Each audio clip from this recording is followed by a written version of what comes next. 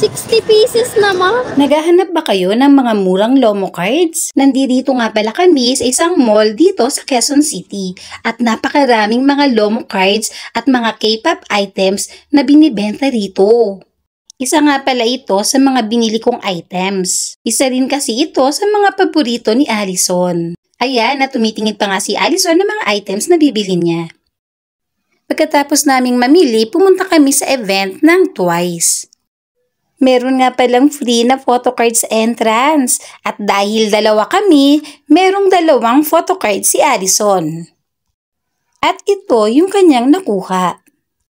Dahil 2 kami, may chance pa si Allison na makapili pa ng isa pang photo cards at yan naman yung kanyang pangalawang photo cards ng Twice.